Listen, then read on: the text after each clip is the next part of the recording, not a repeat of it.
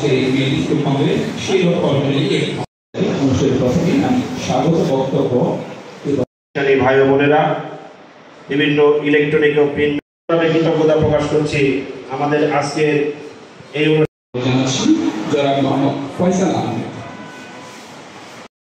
বিশেষ অতিথি জনাব রেজাউল বারী স্যারকে, সভাপতি মহোদয়কে, সর্বোপরি আজকের এই অনুষ্ঠান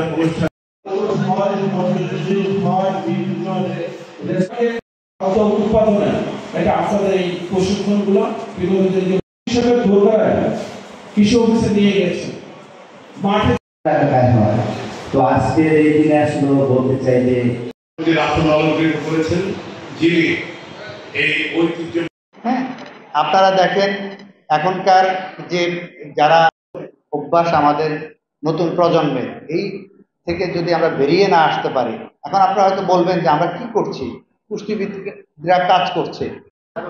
স্কুল কংগ্রেস এর মাধ্যমে কৃষকদের কিভাবে উপকারিত হবে? ধন্যবাদ। পাটনার ফিল্ড স্কুল কংগ্রেসের মাধ্যমে কৃষকরা যে আমাদের যে গ্রুপ, এই গ্রুপ কিন্তু তারা পরবর্তীতে সমবায় নিবন্ধিত হবে এবং পরবর্তীতে তাদের মাধ্যমে আয়বর্ধক কাজে নিজেদেরকে সম্পৃক্ত করবে। আসলে আমাদের মূল উদ্দেশ্য হচ্ছে যে আমাদের যে খোরপোশ কৃষি, সেটিকে বাণিজ্যিক কৃষিতে রূপান্তর। এই রূপান্তরে আমাদের কৃষি মন্ত্রণালয় প্রেক্ষিত 2050 এটি কিন্তু প্রণয়ন করতে যাচ্ছে। আমরা মনে করি যে সম্মিলিত প্রচেষ্টার মাধ্যমে আমাদের খোরপোশ কৃষি ক্রমান্বয়ে বাণিজ্যিক কৃষির দিকে এগিয়ে যাবে।